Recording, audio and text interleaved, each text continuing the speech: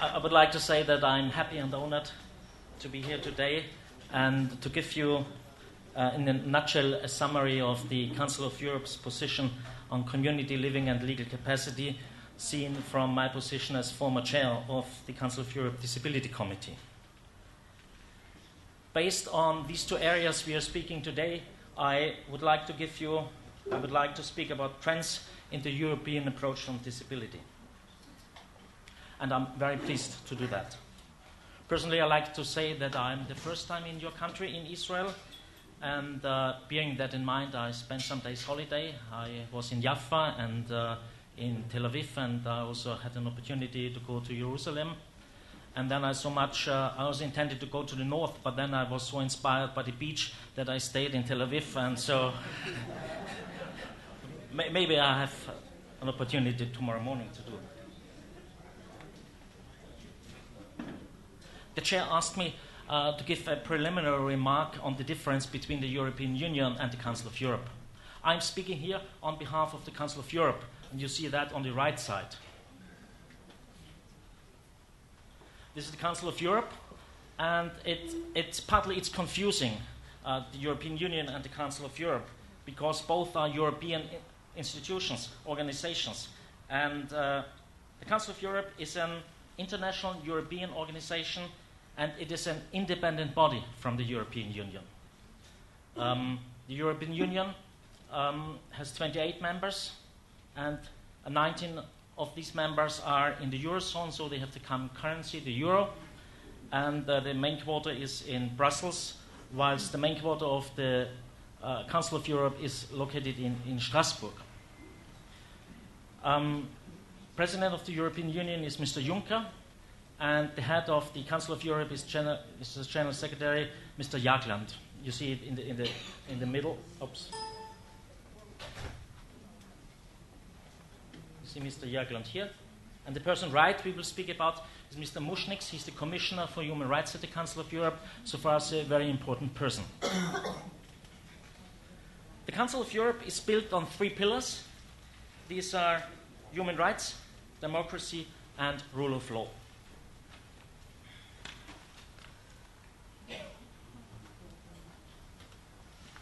I would like to start, if you allow, with a story and a question. Do you know the difference between telling stories to kids and to adults? Of course, if you will know it, not only those who have children, but stories for kids are that they fell more easy asleep in the evening.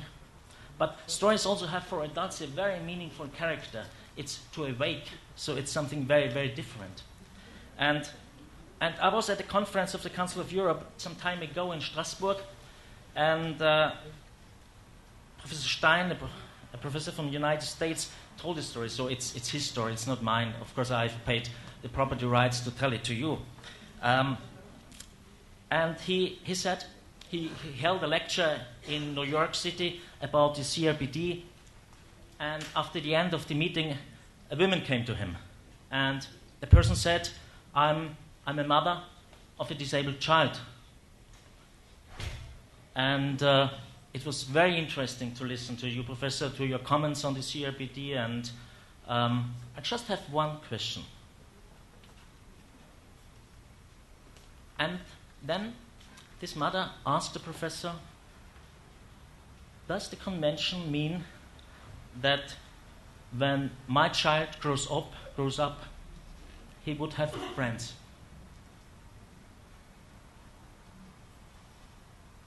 And Gerard pointed it out today, the relevance of friendship in our life. And what I would like to say at that stage is, whatever we speak today about international documents and regulations and conventions or on national laws, anti-discrimination law and so on, we shall not and never forget that laws do not touch the heart. They do not come to the core of human relationships. And I gave you that picture because on the left side there is the symbol of law, and on the right side I make it a bit larger. I teach I work in the Ministry for Social Affairs in Austria, and aside these duties, I teach as a professor for politics and law in a commercial academy. These are students 18, 19 years old. They make their level to go to university. And here we have been in the parliament. We met an MP. She is from the Green Party. And at the end of the meeting, we applauded. And we did it here in the traditional way, but here we did it in this way, and you can assume why, because the MP is deaf. And that we heard about paradigm shifts, and that was also, for instance, a paradigm shift in the Austrian parliament, to have the first MP who is deaf. And in speaking about friendship and speaking about laws and the difference and the necessity of both, if you look at the faces of the young people, you see that they are moved. But they were not moved out of any reasons of charity and so. They moved out of what they heard from the MP, of course, from their challenges and problems, but of the way she went. And she told them how she went to school and which challenges she had. And if you look to these faces, that's exactly... And I mention so much time on that because the Council of Europe, in my view, speaks so much about human rights. And human rights are always created on a high level, at the UN or somewhere else. But the relevance of human rights is on the floor for the people. If there is a change, these laws make sense. And so in our personal relationships, we always have something, you might title it different, but I say we have something like a personal responsibility in our interrelations to others. It's not just regulated everything by law. And I read some time ago a book from a Benedictine monk, David Steindl-Rast, and he is a great thinker of being thankful, and he speaks that you have to live in the here and now, in the present. And I think it's so often that we live in the past. We do ask us, why could that happen? Or we live in the future. We say, how can I tackle that issue? But the present is this cross-cutting edge of time and eternity. And this is the now. And this is also the time for responsibility. The time for responsibility is not in the past or in the future, it's in the now. And so I think this CRPD is very much in line with that. Because it presses so much, and civil society gave so much pressure on the government to say time for development and change is now. And we are discussing that today, and it was mentioned before that it's not just a discussion in Israel, it's worldwide a discussion, the issue of community living and legal capacity.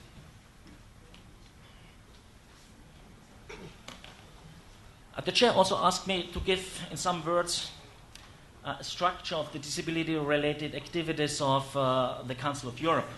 I will do that in a nutshell. The main political instrument of the Council of Europe is the Council of Europe Disability Action Plan. It covers all areas of life, and also community living and legal capacities are two action lines inside. The purpose of this document is to promote the rights and full participation of persons with disabilities in society. And I quote from the plan, it says, this action plan should focus on strengthening cooperation in the field of disability and should allow for the effective exchange of information, experience, and best practice. And that's exactly what you are doing here today. What's the institutional frame? The institutional frame of the disability-related activities, the main body is the Disability Committee, in full, the Committee of Experts on the Rights of People with Disabilities. Here are all member states of the Council of Europe are represented, and there this exchange is facilitated and promoted. In the Council of Europe, this is a quite important person for human rights and for disability rights in special, Mr. Mušniks from Latvia. He is the Commissioner for Human Rights. And the Commissioner is an independent institution in the Council. He is mandated to promote the awareness of and the respect of human rights in the member states. And he fulfills his job in doing several actions as country visits and reports or awareness-raising activities. And in describing Mr. Mushnik's work, the Commissioner's work, I would like to quote some sentences he writes on the Council of Europe homepage. I quote, "Human rights have been a pillar of European construction, inspiring cooperation between countries and people. However, all too often, implementation has lagged behind standard setting. Lofty words have not always been matched by concrete action to the benefit of human rights. In order to fulfill Europe's promise, it is necessary to address systemic shortcomings in member states and to establish sustainable human rights-centered policies at national and local level."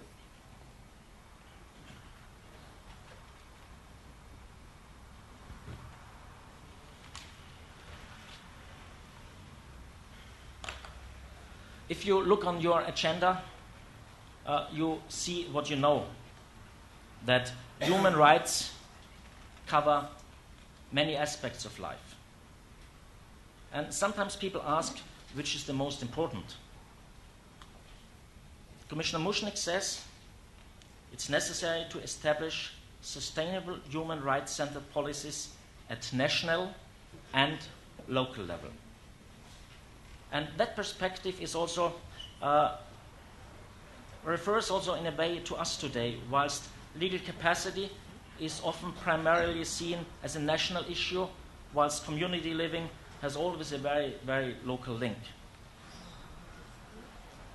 I'm not going to answer this rhetorical question, but what I would like to say is, what is evident, that much has changed in the human rights approach since the adoption of the Universal Declaration of Human Rights in 1948 by the United Nations, and that both with the view of human rights and in the relationship between the state and the individual. And here's the point. The fundamental ideas are still the same.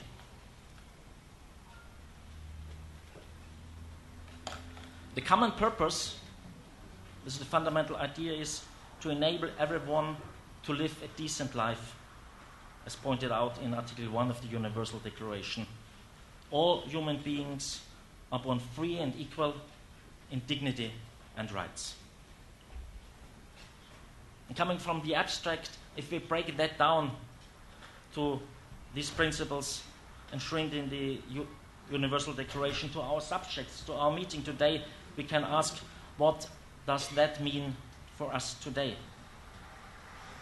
And if you look on your personal way, isn't it that in most of the cases it is self-evident that you take every day all the decisions you take, that there is no discussion at all, there are no doubts, there are no question on that fact. Another question is, and we know the answer, do persons with disabilities enjoy these fundamental rights as we see so self-evident in the same extent? In his address on deinstitutionalization from October 2014, the Commissioner says, one of the key rights that are in the CRPD is the right of persons with disabilities to autonomy and to live in the community. And these questions we today see as human rights, not as one of social, as mentioned before, or as a question of welfare or rehabilitation. And the most direct violation is the segregation of persons with disabilities in large institutions. And from his country visits, Mr. Mushnik continues to say, we are still very far from eradicating such institutions. In that context, I would like to refer, as it was just printed on the Council of Europe website last month, this is the annual report of the Commissioner. And in this report, there's also a chapter on human rights of persons with disabilities. And he pays here significant attention to persons with intellectual and psychosocial disabilities.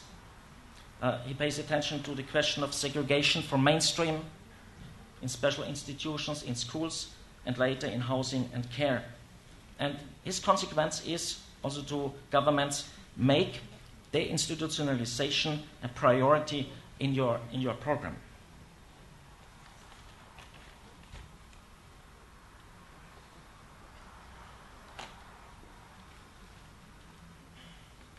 As my last point, an interesting aspect is the link, it was also mentioned before today, is the link between this institutional culture of community living and equal recognition before the law.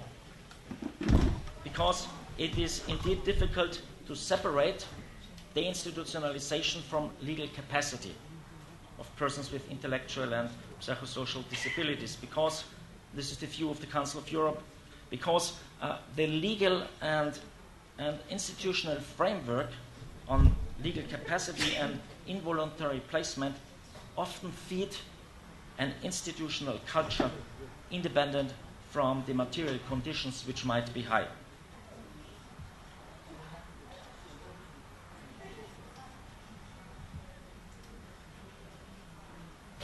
My job, and I would like to say that in concluding, is to raise awareness. And the CRPD recognizes, and that is, in my view, the core of the paradigm shift, that persons with disabilities are not limited in their choices because of their impairment, but because of shortcomings in the social and public environment in which they live. Luke has mentioned the snowball effect, and the idea is to raise awareness that disability is part of human diversity, and that persons with disabilities and their organizations shall be fully involved in the process, as the decisions also affect persons with disabilities. And doesn't that refer to the slogan of civil society, nothing about us without us? Thank you very much.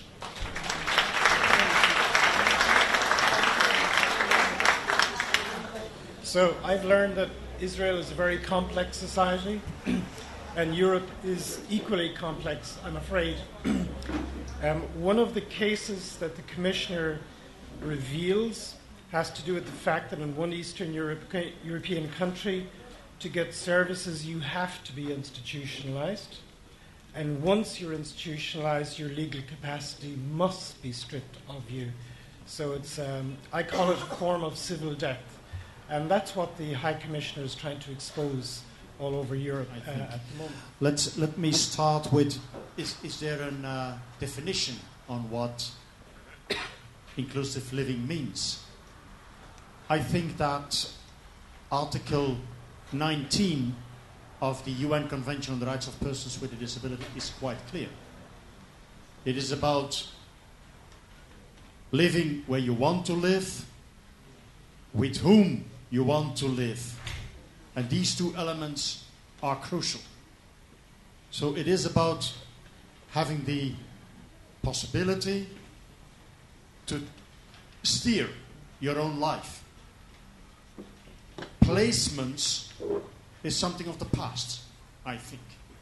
It is about supporting a person in such a way that he or she can live the way he or she wants to live. And that should be based on a real choice. If there is only an institution, that's not a choice. It is about having options. And then, of course, the first option for adults, I'm not talking about children here, for adults is living independently in your own apartment, or with a friend, with a partner. Yeah? For children, that's different. Children should be able to live in their families. Yeah? And the family should be supported, as we said earlier on.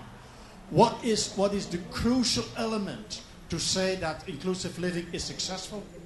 For me, the key word is belonging. It's being part of a local community, a local social structure. That is so important. If you check what makes you happy, what makes you feel good, that is belonging to something, being part of something, being part of society.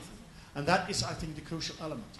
But I think that, in fact, that there is no written in stone definition of what living in a community is. But the building blocks are: you live where you want, with whom you want, and you are supported when that is needed in such a way that you can enjoy this in a correct way.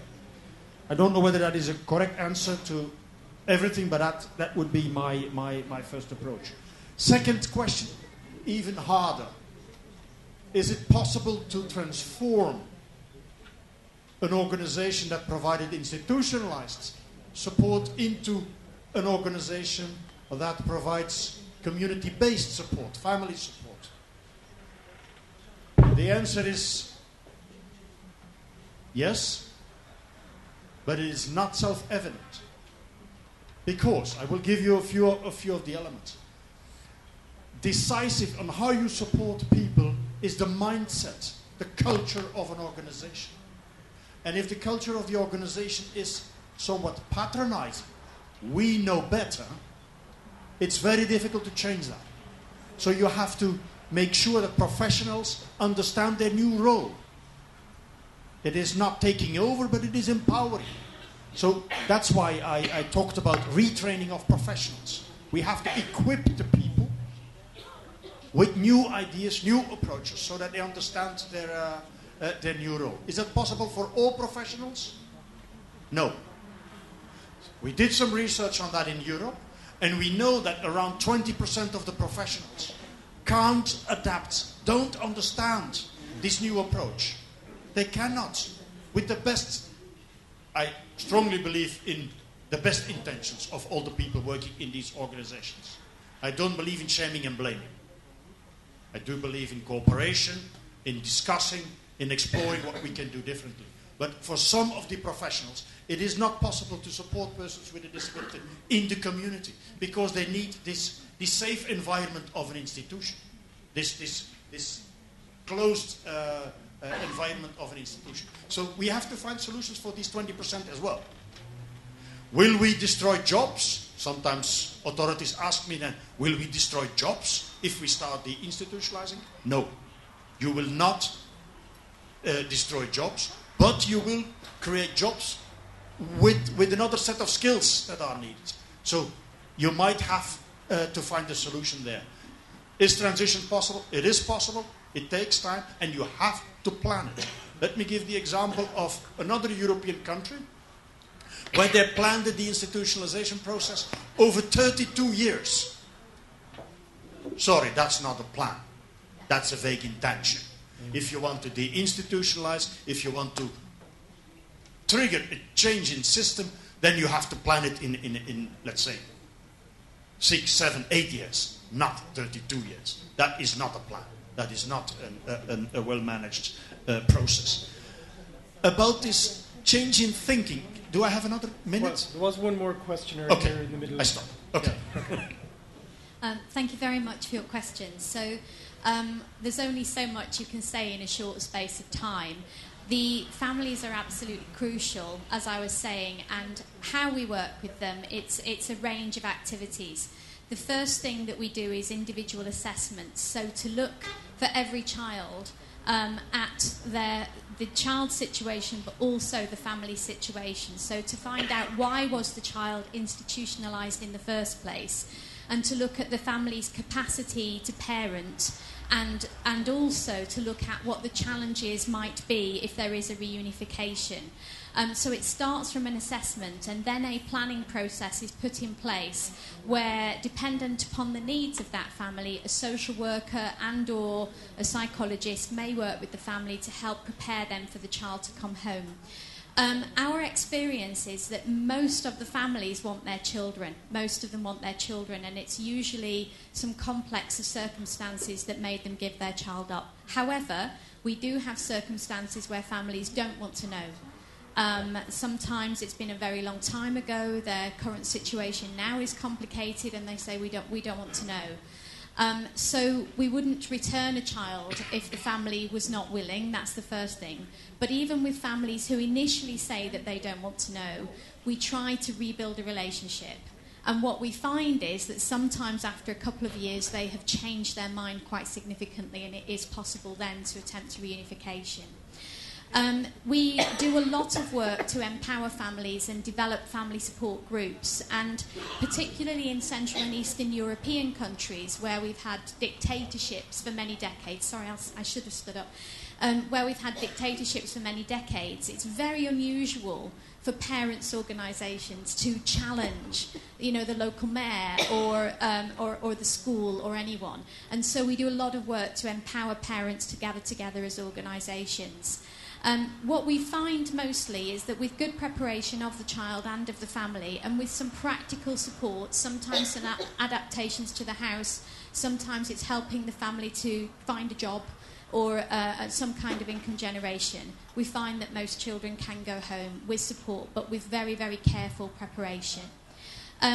Very briefly, one story. There were two young men that I was involved with once who were twins and had been institutionalised at age 1. They both had cerebral palsy, and they were in probably one of the worst institutions I've ever seen, and they were there till they were 18, and we contacted their family, and the family were very poor and had 5 other children, 2 of whom also had disabilities, and they said, we don't want to know. So the young men moved into an independent living home in the community with a few other young people. After they'd been there for a few months, they said, we're really happy, we love it here, but we really miss our parents. Can you help us write a letter? And so, because we'd been helping them learn to read and write, they had not been able to do that before. And so they wrote a very brief letter that just said, Dear Mummy and Daddy, we love you and we miss you very much. Love, Florine and Geetza. That was it. And 2 days later, the parents turned up at the door. And it was just so, they were so emotional and so upset and so distressed by the decision they had taken when the boys were 1 that they had felt guilty for 17 years. But actually, a few months later, those young men moved home and are living, still, this is about 10 years ago, living in their community. They have jobs in that community and they live in an extended family home. So there are certain circumstances where you would think it's not possible, and sometimes it is still possible to make that family unification happen. Thank you. Luke, the question about you have somebody in 20 years, 30 years in an institution. Very brief, because I know it's a dangerous place to be between a coffee break and... So, very brief. First of all, I think, and it's very important for society, for authorities to understand that as well, I understand the concern of parents. Parents always think about, what if I'm not there anymore? Who will take care? Who will make sure that my boy, my girl, can live a decent life? So it is absolutely crucial that society, that authorities can give a guarantee that there will be a good life also outside the walls of an institution. That is very important, and also professionals, I think, should understand this very deep concern of parents. Is it possible to support people that lived in an institution for a generation? Is it possible to go back to society? Yes. All research done, and there is some research done on deinstitutionalization, gives the same answer. Nobody wants to go back afterwards. Of all the groups that were questioned about, is your quality of life better now that you live in the community, nobody wants to go back. And that's the strongest argument, I think. Is it easy? No. Of course, you have to prepare these people, because society is completely different from when they entered the institution. Maybe they never were part of society, of community. So, of course, you have to work with these children or young adults. And the most powerful instrument for not having to do that is not putting them in an institution in the first place. If you don't put people in an institution, then you don't have to de-institutionalize afterwards. That is why we should work so much on supporting families and developing support systems. Last element, do we have to prepare society? No. Society, what is society? We are society. Do we have to prepare ourselves? We have to make sure that David and Jacob and Mira are not excluded. If we support a family in the correct way, then that person is not a person with a disability. It is David, or it is Tina. And do you want to put Tina outside, away from the community? No. As long as the person with a disability stays a person, a name, an individual, we don't have to prepare society. Of course, what we should not do, and I think that Gerard hinted on that already, when you bring a group of 30 out of an institution with 300, you bring a group of 30 in a small community, that doesn't work. Then society says, oh, this is a threat to how we live and who we are. But if you do it one at a time, it works. Of course, you have to prepare it, and you have to invest in it. Yeah? Wonderful. I'd stop there. I talked too much. Thank you. Thanks very much.